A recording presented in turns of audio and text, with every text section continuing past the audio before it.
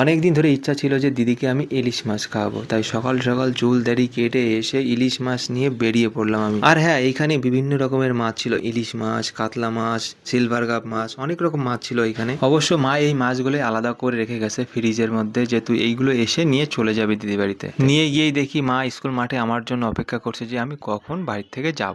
মায়ের সাথে দেখা করার পর তারপর আমি ওইখান থেকে বেরিয়ে গেছি। বাসে বসে বসে ভাবছি যে ভাগ্নেদের জন্য কি কি খাবার নেওয়া যায়। বাস থেকে নেমেই ওদের জন্য প্রথমে নিলাম দুটো ক্যাডবেরি, একটা ফ্রুটি আর নিলাম মিষ্টির প্যাকেট। নিয়ে অটো থেকে নেমেই দেখি মামা আমাকে দেখে দৌড়াতে দৌড়াতে চলে এসছে আমার কাছে। মামা বলে কোথায়, জিনিসটা তো হবেই। আমি দিদি বাড়িতে প্রায় 4-5 মাস পর আমি দিদি বাড়িতে এসেছি, কি আর করা যাবে। তো যাই হোক, তারপর আমি ভাগ্নেকে কোলে করে নিয়ে চলে আসলাম বাড়িতে। আর বাড়ি আসার সময় দেখি দিদি আর মিষ্টি চারজনে একসাথেই আমরা বাড়িতে ঢুকে গেলাম। ভাগ্নেদের জন্য মিষ্টি, চকলেট এনেছিলাম, সেইগুলো সব আমি ওদেরকে দিয়ে দিয়েছি।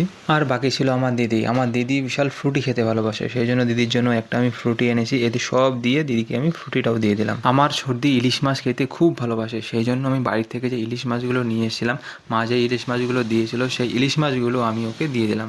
ওহ, দিদির ফেভারিট জিনিস এনেছি ভাই। সেটা দেখে বোঝাই যাচ্ছে যে দিদি কতটা খুশি হয়েছে। কেন জানি না, আমার মন যতবারই খারাপ থাকে ততবারই আমি দিদি বাড়িতে চলে আসি। কেন জানি না, আমার দিদি বাড়িতে আসলে আমার মনটা বিশাল হালকা হয়ে যায়। সে যাই হোক, আমার পেয়েছে এবার ভীষণ খিদে ভাই। সারাদিন কোনো কিছু খাইনি, সেই জন্য দিদি আমাকে তরকারি দিয়েছে আর 3টে ডিম সিদ্ধ করে দিয়েছে যে তুই খা ভালো মতন করে। আর গাইস, যা গরম ছিল না, সারাদিন যে এত গরম ছিল ভাবা যায় না।